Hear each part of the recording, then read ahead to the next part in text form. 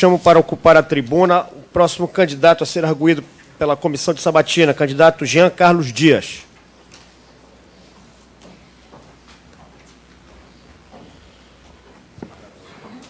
Conselheira Janaína.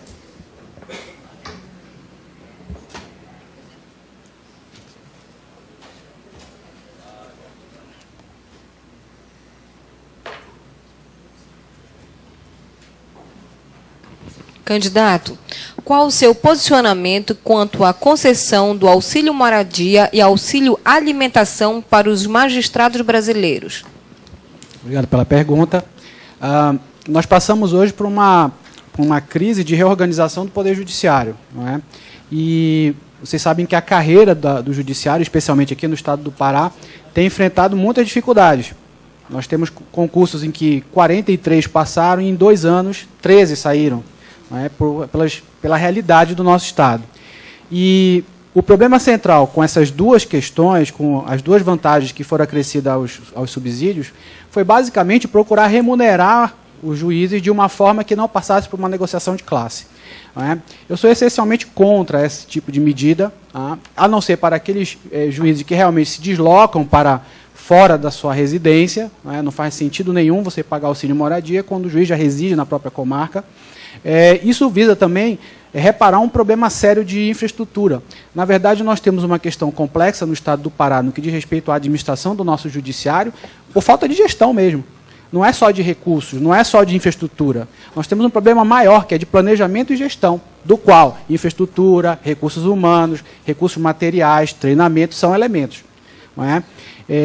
Esse expediente ele visa garantir essa possibilidade de remuneração adequada, e visa também buscar dar alguma infraestrutura para aqueles juízes que se deslocam para os nossos interiores. O meu escritório tem 21 anos, já advoguei muito aí no interior, e a gente sabe que os colegas que estão lá, inclusive os advogados, passam por sérias dificuldades. E aí fica o meu cumprimento para a administração da OAB atual, que se preocupou em instalar as sedes, nas sedes e também as salas dos advogados, para que a nossa categoria tivesse condições de defender de fato os direitos. Isso é uma coisa que a gente tem que louvar e reconhecer como um êxito incrível. Não é? Então, respondendo objetivamente, como pede a resolução, eu sou contrário à concessão dessas vantagens, a não ser que justificadas em função da destinação do trabalho. Não é? No interior, se for necessário mesmo, haver esse pagamento. Conselheiro Robério.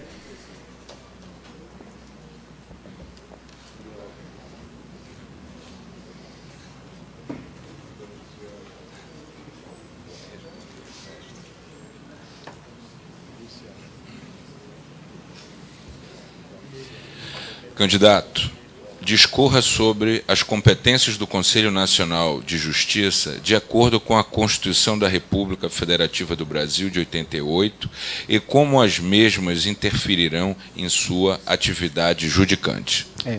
O Conselho Nacional de Justiça ele é a manifestação no nosso sistema constitucional do controle externo do Poder Judiciário. Eu cheguei a fazer algumas palestras sobre esse tema, e esse é um modelo que nós importamos dos Estados Unidos, né, e também há algumas experiências na Europa, buscando fiscalizar o Poder Judiciário com a participação da sociedade civil. Esse é um bom modelo. O problema que a gente tem que discutir, acho que a OAB tem um papel fundamental nisso, é qual é o limite. Porque, vejam, o CNJ, inicialmente, era uma tentativa de controle administrativo. Não é? O que nós estávamos procurando com o Conselho Nacional de Justiça é estabelecer um controle de gestão para evitar, obviamente, o descompromisso e o descompasso entre as várias unidades judiciárias do país. Vocês sabem que a gente atravessa aqui, vai para Macapá, tem um judiciário lá com um modelo de gestão totalmente diferente do Pará. Como garantir isonomia para o jurisdicionado se nós temos tribunais em estados tão assimétricos? Então, o CNJ visava ter um planejamento comum. Só que, por essas variáveis da experiência, ele acabou ultrapassando essa perspectiva meramente administrativa, e hoje há uma grande tensão, porque ele começa a se imiscuir nas atividades jurisdicionais. Vejam, em princípio, eu sou contra a intervenção do CNJ do ponto de vista jurisdicional. Evidentemente, em algumas questões administrativas tem repercussão jurisdicional. Você acaba invalidando uma providência jurisdicional por uma medida administrativa. Então, se eu peço um mandado que está irregular, a hora que eu cassar esse mandado, porque o juiz não deveria estar naquela comarca, porque eventualmente havia alguma violação de norma administrativa, ela perde eficácia. Mas é uma circunstância acidental. Não é? Também precisamos reconhecer que, embora o CNJ esteja sendo questionado em vários aspectos, foi importante para o Brasil. Nós não tínhamos nenhuma forma de controle do Poder Judiciário. Nós, advogados, muitas vezes tínhamos nossas prerrogativas violadas e não tínhamos a quem recorrer. Porque o consórcio do primeiro grau com o segundo grau, visando violar a prerrogativa do advogado, viabilizava uma consolidação daquela lesão. Hoje não. Hoje você tem a alternativa de recorrer ao CNJ e, a bem da verdade, muitas providências no âmbito do Conselho têm sido de proteção das nossas prerrogativas. Aliás, prerrogativas essas que eu me comprometo a defender ferrenhamente, não é? Até porque vivo da advocacia. Então, acho que o modelo é interessante, nós temos uma evolução significativa, mas precisamos fazer alguns ajustes, e o ambiente de debate é aqui. Quero dizer que a OAB, eu tive algumas vezes lá no CNJ, inclusive participei de uma pesquisa que eles realizaram sobre a situação do judiciário no Brasil, e o que vi lá foi muita simpatia quando havia prerrogativa dos advogados em questão. Não é? É uma entidade que nós devemos provocar mais, que nós devemos acompanhar mais, e faz todo sentido que a OAB, inclusive a OAB Nacional, tenha uma participação mais efetiva de controle e diálogo. Porque se nós tivermos essa possibilidade de interlocução, nós conseguimos agregar, uma palavra que está meio pejorativa hoje, mas nós conseguimos agregar forças para buscar a solução de vários problemas que são localizados. De professor para professor, conselheiro Jefferson Barcelar. Com muito prazer.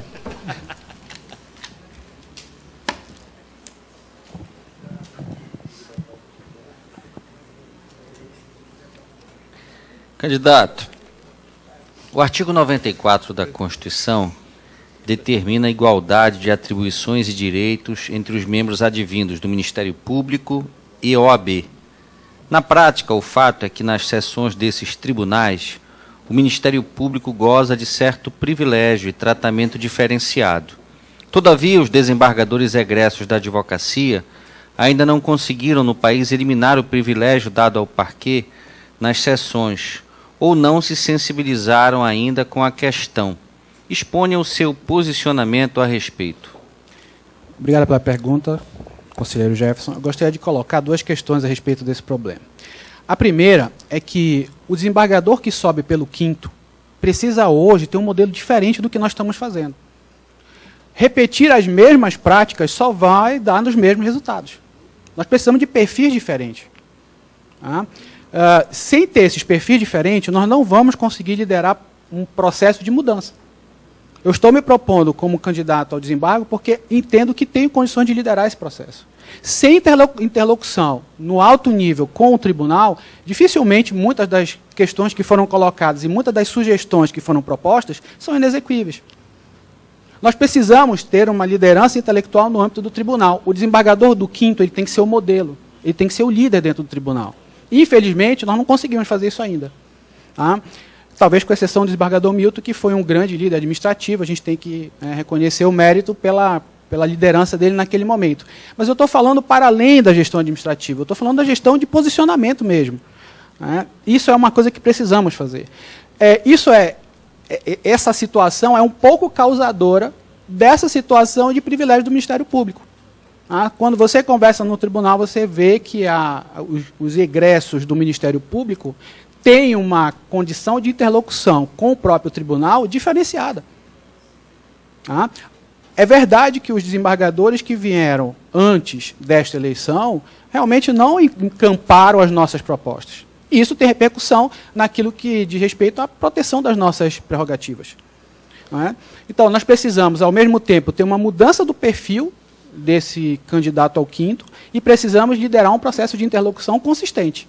Que isso se faz com diálogo, se faz com respeito, mas se faz também com um objetivo muito claro e condições de debate diferenciada.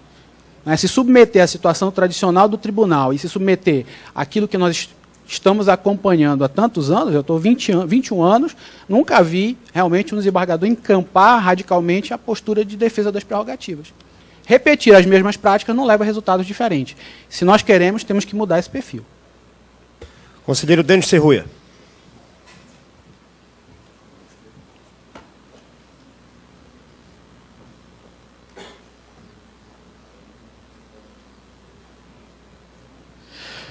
Que práticas o candidato pretende implementar em seu gabinete para enfrentar o grave problema do grande número de processos que se encontram à espera de julgamento no TJE Pará?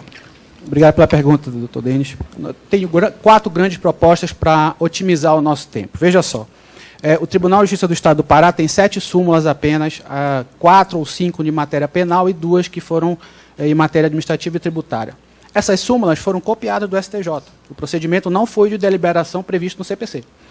Nós precisamos ter, sim, no âmbito do tribunal, um procedimento usual, corriqueiro, de produção de súmulas.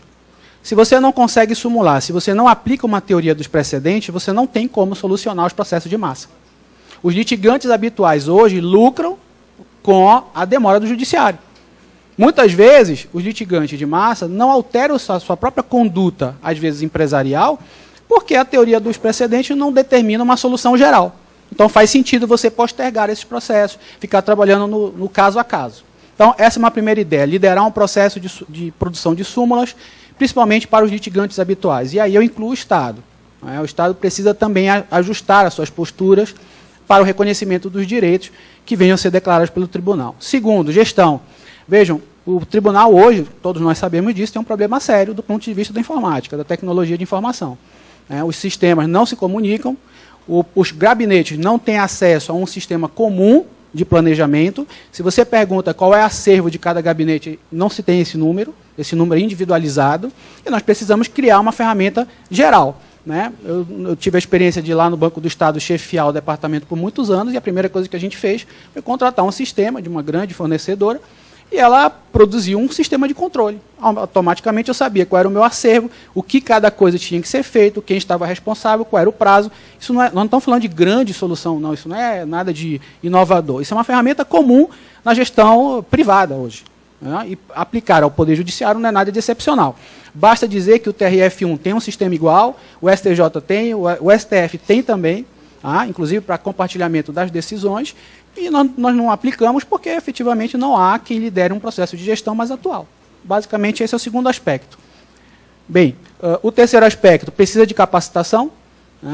O tribunal tem empregado, e aqui também a gente precisa reconhecer as coisas que são positivas. O tribunal tem investido muito em capacitação dos servidores e juízes, talvez seja insuficiente, levando em consideração a nossa realidade, mas precisamos ter capacitação. Sem capacitação, você não consegue também ter soluções. E no âmbito dos gabinetes, fazer a escolha daqueles mais habilitados, com maior mérito, que estudaram mais, realmente é uma tecnologia, é uma técnica para resolver o problema do acúmulo. E, por fim, precisa que o desembargador seja um líder intelectual. Se ele não lidera o próprio gabinete dele, ele não serve para a gente. Ele tem que dizer, olha, minha posição é essa, e nós vamos utilizar esse precedente nas nossas decisões.